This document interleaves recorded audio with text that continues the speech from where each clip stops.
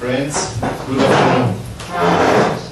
The purpose of this presentation is to share with you the key features of the COSOP, the Country Opportunity Strategic Program for the next 5 years that IFAD intends to implement in Vietnam.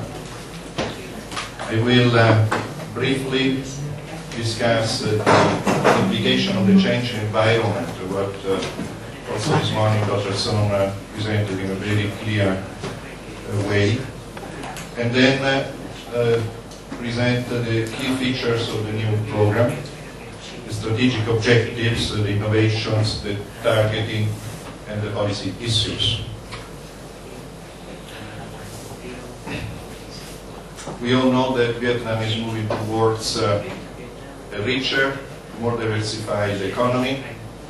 Very soon it will achieve the level of middle income country status.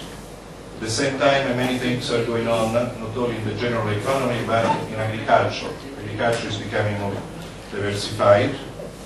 Commodities, production is moving towards higher value products and systems. Yet, as we have seen this morning, poverty persists and still is severe in upland area, regional inequality becoming more acute.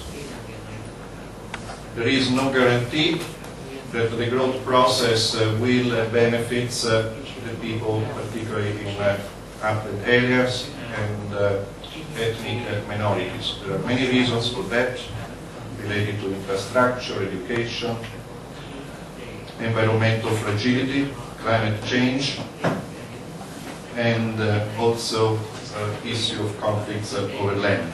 But what are the implications of this changing environment for the formulation of a new strategy, particularly a new strategy for IFAD? First implication is that the upland areas, the poor within those areas, need to be integrated with the process of growth. This is very much objective of the government, is already in the current CDP. The second implication is that we need to ensure that higher value is generated, particularly in those rural economies where most of the poor live, and that the poor benefit from higher value produced. So the issue, as we will see, is how to integrate the poor with the growing economy, with markets, with what this morning we refer to as value chains. And the third implication perhaps was not fully discussed because it's a little different from the previous two. When we think about the upland area, we think of always as poor areas. In fact, it is my opinion that in the next 5 to 10 years, these things will change dramatically. It will change dramatically because upland areas sits on natural assets that are going to become more and more valuable to the economy. Whether they are forests, whether they are landscape sceneries, whether there are watershed systems, those assets are becoming more and more valuable. The issue here is how to convert those assets into productive assets. What are the general features of the COSOP? Obviously builds on the past achievements of IFAD, takes into account of this changing environment of Vietnam, of the policy, the strategies of the government, but it will focus on upland regions, on poor women and minority people, mainly in the northern mountains. It will promote the private investment and integration of the poor with value chain. It will link with existing programs, national targeted programs, and will establish institutional linkages with local institutions, many of which are present here. And later in the afternoon, Atsuko will make a more clear presentation on how these linkages could be further developed in order to increase capacity, and establish a policy dialogue. The experiences in the provinces at the project level should become mainstream into the overall policy dialogue and formulation of strategies that could be upscaled and replicated. Mainstream agreement in poverty and development, that is continuing what is the general policy of IFAD and the government.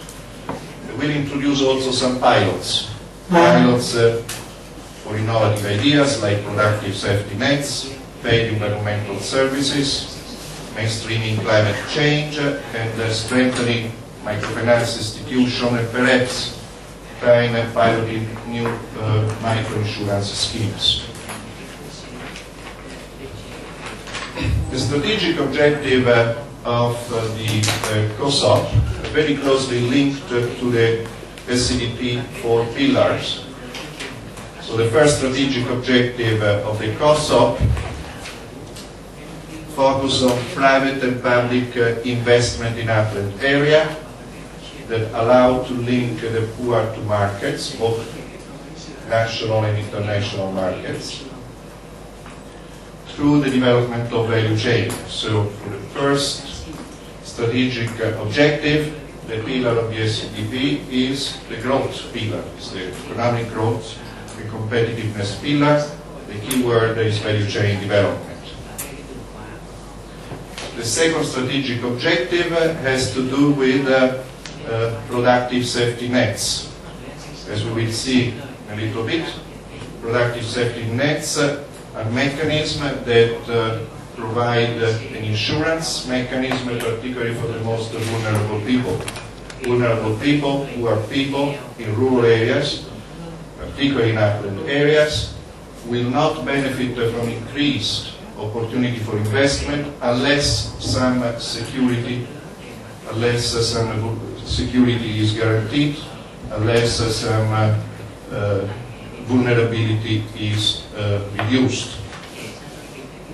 The third strategic objective has to do with the environment and sustainability pillar of the SCDP, and is focused on adopting sustainable natural resource management practices, at the same time allowing reward and payment for environmental services. So the key word is paid environmental services.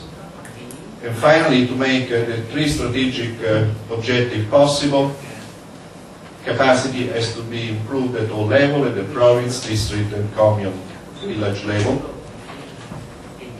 through a set of measures in which training, institutional assessments, linkages with research and training institutions will be further developed. So the key words is capacity development. Let's see a little more in detail each of these strategic objectives.